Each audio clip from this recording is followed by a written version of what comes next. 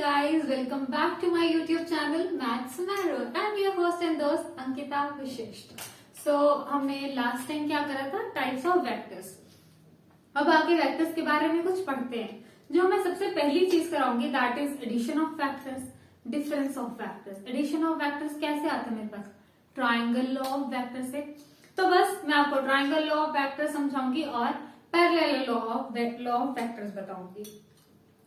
अब ये triangle law of vector क्या चीज है, अगर मैं तुम्हें थोड़ा सा पीछे लेके जाऊं क्लास 9th में, जहां से हमने स्टार्टिंग करी थी डिस्टेंस और डिस्प्लेसमेंट की, वहां लेके जाऊं तो देखिए जरा ध्यान से. ओके, आज हम करेंगे एडिशन ऑफ वेक्टर्स. ओके जी, अगर मैं आपको थोड़ा पीछे लेके जाऊं, जब हमने डिस्टेंस और डिस्प्लेसमेंट के बारे में कुछ पढ़ा था, तो मैं एक ट्रेवल कर रही हूँ, मुझे इस डेस्टिनेशन से इस डेस्टिनेशन पे पहुंचना है, ए से सी. एक तो मैं डायरेक्ट जाऊंगी, ए से सी पहुंच गए. एक मैं ए से बी जाऊंगी पहले, फिर मैं बी से सी जाऊंगी. पहले ए से बी जाऊंगी, फिर बी से सी जाऊंगी. ऐसे भी जा सकती हूँ. फिर मैंने इसके बारे में डिस्टेंस और डिस्प्लेसमेंट कुछ किया था, अगर आपको याद आया हो. तो ये जो ऐसे वे था मेरा और एक ऐसे वे था मेरा, क्या गई इसमें, तो मैं डायरेक्ट सी वेक्टर चलेगी. इसमें मैं कुछ ए वेक्टर दी, फिर कुछ बी वेक्टर दी. ठीक है, इसमें डायरेक्ट सी वेक्टर चले गई. ठीक है, पहले ए वेक्टर गई, फिर कुछ बी वेक्टर गई, या डायरेक्ट सी वेक्टर गई. मेरा डेस्टिनेशन तो एक ही होगा ना, चाहे ऐसे जाऊं चाहे ऐसे जाऊं. तो ये जो भैया मैंने चीज लिखी है ना कि A B vector plus B C vector equal to A C vector, this is nothing but our triangle law of addition. ध्यान से देखिए, ट्राइंगल है ना, तो इसको बोला जाता है, this is nothing but triangle law of addition. यही है हमारा ट्राइंगल लॉ ऑफ एडिशन, इसी को ही बोला जाता है. ठीक है जी, कुछ इसमें सिर खपाई करने वाली बात नहीं है. डायरेक्ट ए से सी भी जा सकते हो, ए से बी प्लस बी से सी. यही मेरा ट्राइंगल लॉ ऑफ एडिशन है, इसमें ऐड हो रहा है. तुमने अब पहली बार दो वेक्टर्स को ऐड किया है, तुमने आज पहली बार दो वेक्टर्स को ऐड किया है. This is triangle law of addition. अच्छा, अगर मैं तुमको बोलूं कि मेरे पास कोई वेक्टर है, ठीक है, इस हिसाब से बी वेक्टर, और कुछ ये वेक्टर है ए वेक्टर, इसमें ट्राइंगल लॉ ऑफ एडिशन लग सकता है? दिमाग लगाओ, इसमें क्या मैं ट्राइंगल लॉ ऑफ एडिशन लगा सकती हूँ? बिल्कुल लगा सकती हूँ, क्यों नहीं लगा सकती. ये जो मेरा ए वेक्टर पड़ा है, इसको उठाओ यहां से, इसकी डायरेक्शन नहीं चेंज करनी बिल्कुल भी, ऐसे ही रख दो. इसको उठाया यहां से और यहां डाल दिया. 1 second please, sorry for that. इसको यहां से उठाया, यहां रख दिया, मैंने कुछ नहीं किया. अब इसको जोड़ दो, ये क्या है, बी वेक्टर प्लस ए वेक्टर ही तो है.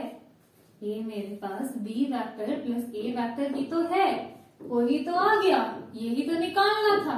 अब ट्राइंगल लॉ ऑफ एडिशन से ये आ जाएगा तुम्हारे पास आंसर. दैट इज इट, बात खत्म. अब जी, अगर मैं तुम्हें बोलूं, अच्छा, अगर मैं तुम्हें बोलूं कि ये मेरे पास कुछ है इस हिसाब से वेक्टर, और ये वेक्टर ना मैंने ऐसे लगाने की जगह उल्टा कर दिया, इसको ऐसे लगाने की जगह ऐसे लगा दिया. ये बी वेक्टर मेरा एज इट इज ही है, पर मैंने इसको ऐसे लगाने की जगह ऐसे लगा दिया, उल्टा लगा दिया भाई. अब जब वेक्टर ही उल्टा कर दिया, डायरेक्शन ही चेंज कर दी उसकी, मैग्नीट्यूड से कुछ नहीं है, उसको छेड़ ही नहीं रहे, उससे बात ही नहीं कर रहे.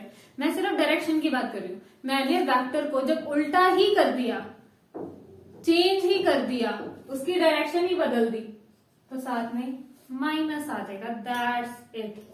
और इसमें फिर से ट्राइंगल लॉ ऑफ एडिशन लग जाएगा, इसमें फिर से ट्राइंगल लॉ ऑफ एडिशन लग जाएगा. देखो जी, सॉरी ऐसे, इसमें फिर से ट्रायंगल लॉ ऑफ एडिशन लगेगा।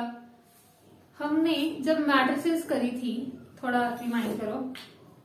अब तुम कह रहे हो इसको मैं b माइनस ए नहीं लिख सकते? नहीं लिख सकते, बिल्कुल भी नहीं, लिखने का तरीका ही नहीं है ये, नहीं लिख सकते। इसको लिखेंगे B vector plus of minus A vector. अब तुम कहोगे एक ही तो बात है, धत्तेरी की एक बात थोड़ी है। मैं ए वैक्टर में पहले नेगेटिव माइनस, जो माइनस है वो अंदर लेके जा रही हूँ, फिर उन दोनों को ऐड कर रही हूँ। बहुत डिफरेंस है इसमें। मैं डायरेक्ट माइनस नहीं कर रही, ए वैक्टर को नेगेटिव का कर रही हूँ, पहले उसकी डायरेक्शन चेंज कर रही हूँ, नेगेटिव ऑफ ए कर रही हूँ, फिर मैं उसको ऐड कर रही हूँ बी वेक्टर में। ये दो अलग अलग चीजें हैं। फॉर एग्जांपल तुम अपनी जरा फ्लैशबैक पे जाओ मैट्रिसेस के टाइम पे। तुमने मैट्रिसेस एडिशन की पढ़ी, तुमने मैट्रिसेस मल्टीप्लिकेशन की पढ़ी, तुमने एक बार भी मैट्रिसेस डिफरेंस की पढ़ी है? डिफरेंस, सब्ट्रैक्शन, माइनस, ये कहीं करा मैट्रिसेस में? नहीं करा। अरे नहीं करा है तुमने ये माइनस नहीं करा। तुमने क्या करा था? तुमने मैट्रिसेस में जब तुम्हें माइनस करा के लिए आता था ना, सपोज तुमने ए मैट्रिक्स में बी मैट्रिक्स को माइनस करना था, तो तुम पहले बी को माइनस को लेके जाते थे बी के पास, फिर जाके उसका आंसर लिखते थे। ऐसे तुम नहीं करते थे। अगर तुमने करा है तो तुमने गलत करा है भाई, ठीक है। तुम क्या करते थे, ए प्लस बी होता था, तो तुम उसका क्या करते थे, बी को माइनस को पहले अंदर लेके जाते थे मैट्रिक्स में, फिर प्लस करते थे। और ऐसे ही होता है, नेगेटिव नहीं होता, सिर्फ एडिशन और मल्टीप्लिकेशन होता है, इसमें भी यही होता है।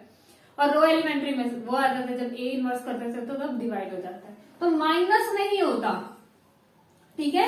इसमें भी वेक्टर्स में माइनस नहीं लिखेंगे हम, ए माइनस को नेगेटिव का ए लिखेंगे, बाद में उनको ऐड करेंगे। हमेशा इसी तरह रहेगा और इसको इसी तरह ही करना है। M I clear? ओके, इसमें से नोट करो, कुछ करना है?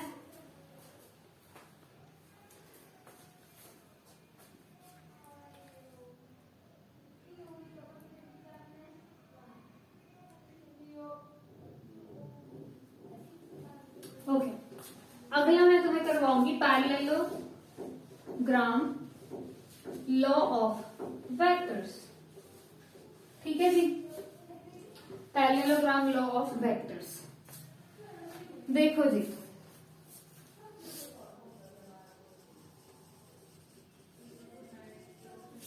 Law of vectors.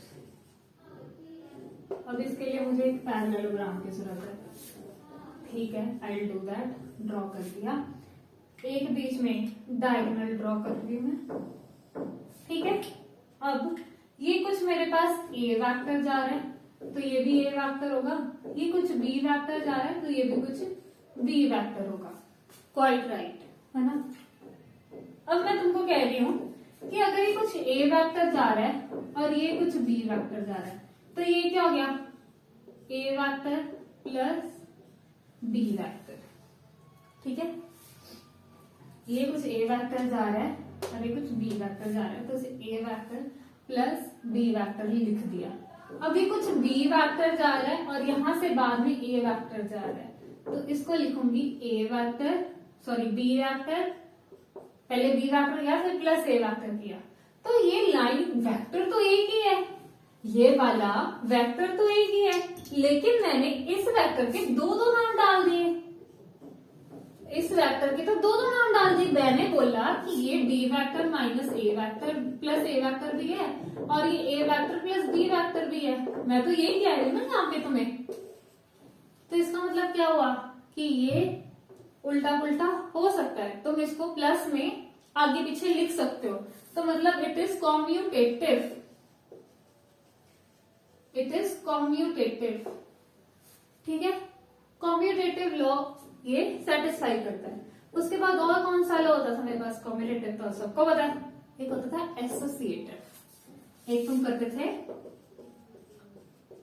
एसोसिएटिव। अब एसोसिएटिव लॉ क्या होता है, एसोसिएटिव लॉ होता है, वो कहता है कि अगर मैं कह रहा हूं ना कि ए वेक्टर प्लस बी वेक्टर कर लेते हैं, बाद में सी वेक्टर कर लेंगे, या फिर मैं कह रही हूँ कि ए वेक्टर बाद में ऐड कर लेंगे, पहले बी और सी वेक्टर निकाल लेते हैं, फिर उसको ए वेक्टर में ऐड कर लेंगे, तो ये भी ट्रू है। एसोसिएटिव लॉ भी इसके लिए ट्रू है। उसके बाद मेरे पास आती है एडिटिव, ठीक है जी। अब एडिटिव क्या होता है? एडिटिव, ये दो प्रॉपर्टीज तो आई तुमको समझ, ये तीसरी प्रॉपर्टी है। अब एडिटिव प्रॉपर्टी क्या कहती है मेरी? एडिटिव प्रॉपर्टी कह रही है कि ये मेरे पास कुछ ए वेक्टर है, इसके साथ ना मैंने कुछ जीरो वेक्टर ऐड कर दिया, इसके साथ मैंने कुछ जीरो वेक्टर ऐड कर दिया, मतलब इसके साथ कुछ ऐड ही नहीं किया। जीरो वेक्टर क्या होता है? कुछ भी नहीं, जीरो। जब इसके साथ कुछ भी ऐड नहीं किया, ठीक है, तो ए ही रह जाएगा ना। या मैं कहूं कि जीरो वेक्टर के साथ मैं ए वेक्टर ऐड कर दूं, एक ही बात है। इसके साथ ए के साथ मैंने जीरो वेक्टर मतलब कोई वेक्टर ही एग्जिस्ट नहीं करता, ऐड कर दिया, नल वेक्टर, ठीक है। तो यही आगे खुद में। अगर मैं इसको कहूँ एडिटिव इनवर्स, एक और प्रॉपर्टी है मेरे पास, that is additive inverse. Additive inverse क्या कह रही है कि ना मेरे पास एक ये वेक्टर है और एक ये वेक्टर है। For example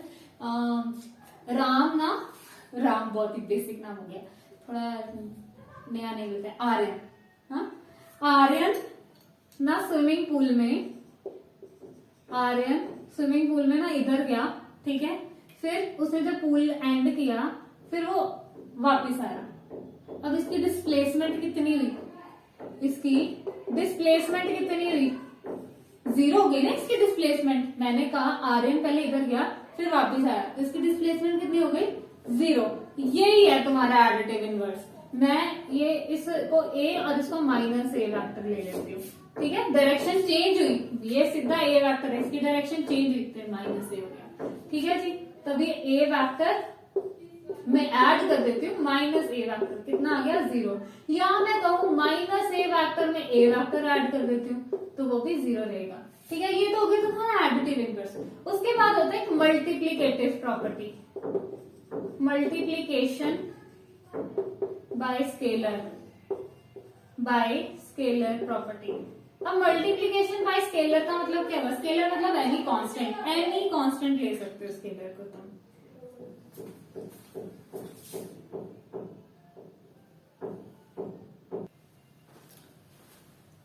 okay, sorry. अब मैं कह रही हूँ कि मेरे पास ये मल्टीप्लीकेशन बाय स्केलर है ना जी। मैंने कुछ लैम्डा मल्टीप्लाई कर दिया, मेरे वेक्टर के साथ मोड में, ठीक है। अब क्यों भी लैम्डा पॉजिटिव क्यों होना चाहिए? मेरा लैम्डा पॉजिटिव ही क्यों होना चाहिए? अगर लैम्डा नेगेटिव आया मेरी तो डायरेक्शन ही चेंज हो जाएगी वेक्टर की, तो लैम्डा इसलिए नेगेटिव नहीं आना चाहिए। Lambda should always be positive. अगर तुम्हारा नेगेटिव है, मोड डाल के उसको पॉजिटिव कर दो, तो इसको मैं चाहे ऐसे लिखूं, एक ही बात है। लैम्डा इज एनी स्केलर, ठीक है, कोई स्केलर है, lambda is any scalar. Lambda हमेशा पॉजिटिव क्यों होना चाहिए? Why lambda should always be positive, why lambda should always क्यों होना चाहिए भाई? क्यों? वाई क्योंकि लैम्डा अगर नेगेटिव हो गया, ये मेरे पास ए वेक्टर अच्छा भला है, इसके साथ अगर मैंने कुछ नेगेटिव लैम्डा को मल्टीप्लाई करा दिया, -1, -2, -3, तो इसकी डायरेक्शन चेंज हो जाएगी। नहीं करनी है ये हमको, डायरेक्शन चेंज नहीं करनी है। अगर डायरेक्शन ही चेंज होगी तो वो प्रॉपर्टी कैसी होगी? ठीक है, तो ये इसके इक्वल ही नहीं आएगा, है ना जी। अब देखो, फॉर एग्जाम्पल ले लो, अगर मैं तुम्हें इसकी फिगर ड्रॉ करके दिखाऊं, तो ये मेरे पास कुछ ए वेक्टर है, ठीक है, कुछ ए वेक्टर है, ठीक है। अगर मैं कहूँ 2a वेक्टर, इसका डबल हो गया। अगर मैं कहूँ हाफ ए वेक्टर, तो इसका आधा हो गया, है ना। तो इस हिसाब से चलेगा, ये होता है। This is what multiplication bye scalar. Vector का उस हिसाब से चेंज हो रहा है, ठीक है, वो उस हिसाब से वेक्टर अपने आप को चेंज कर रहा है, मोल्ड कर रहा है। उसके बाद the very very important property is your distributive property, distributive law, जो भी तुम बोलते हो, which is very important. Distributive law, distributive property, जो भी तुम कहते हो, like that is really important. अब ये है क्या डिस्ट्रीब्यूटिव लॉ या डिस्ट्रीब्यूटिव प्रॉपर्टी? क्या होती है ये? देखते हैं जी। डिस्ट्रीब्यूटिव लॉ, देखो जी, मैं कह रही हूं कि मेरे पास कुछ ए वेक्टर प्लस बी वेक्टर है, ठीक है, और वो कुछ के कांस्टेंट से मल्टीप्लाई करवा रही हूं उसको, ठीक है। तो अब ये जो भी के कांस्टेंट है इसको मोड में ले लेते हैं। तो ये के कांस्टेंट ए से भी मल्टीप्लाई हो सकता है प्लस यही के कांस्टेंट कुछ बी से भी मल्टीप्लाई हो सकता है। अगर तुम कहते हो कि हर बार मोड नहीं लिखना, इसको तुम सिंपल ऐसे ही लिखना चाहते हो, ठीक है, हर बार मोड नहीं लिखना तुमने, सॉरी इसके साथ मोड नहीं है, ठीक है, हर बार मोड नहीं लिखना तो नहीं लिखो भाई, क्या जरूरत है, मत लिखो। साथ में एक लाइन लिख दो वेयर के बिलोंग्स टू नेचुरल नंबर, ठीक है। नेचुरल नंबर नहीं कह दो, रियल नंबर लिख दो, लेकिन वो पॉजिटिव होनी चाहिए, ये लाइन लिख दो फिर साथ में, ठीक है जी। ओके, या मैं कहूं कि मेरे पास कुछ m ऑफ a वेक्टर है प्लस कुछ n ऑफ a वेक्टर है, ठीक है, ये तो एक हो गया, m ऑफ कुछ a वेक्टर है प्लस n ऑफ कुछ a वेक्टर है, तो तुम इसको लिख सकते हो m प्लस n एक साथ लिख दिया और a वेक्टर को साइड पे लिख दिया, ये भी तो लिख सकते हो ना तुम, है ना, ये चीज भी तो लिख सकते हो। तो ये भी डिस्ट्रीब्यूटिव प्रॉपर्टी ही है, तुमने जो a को कॉमन निकाल के साइड पे लिख दिया, जो अंदर रह गए कांस्टेंट को एक साथ में एडिशन की फॉर्म में लिख दिया। This is what distributive property is, ठीक है जी। इसके बाद आता है एक तुम्हारे पास unit vector, that is really important और उसको मैं अगली वीडियो में कवर करूंगी। Unit vector components of scalar vectors, components of मतलब स्केलर कंपोनेंट्स ऑफ वेक्टर, ठीक है जी। और भी बहुत चीजें हैं अभी इस चैप्टर में, एंगल्स, ठीक है, एंड डिफरेंट थिंग्स, तो मैं तुम्हें अगली वीडियो में, आने वाली वीडियो में कवर करूंगी। तब तक के लिए टेक केयर, और अगर आपको नोट्स चाहिए do join my Telegram channel, और आप कमेंट सेक्शन पे भी कुछ भी डाउट, कोई भी क्वेरी है वो पूछ सकते हो। So for now have a nice day, take care, bye bye.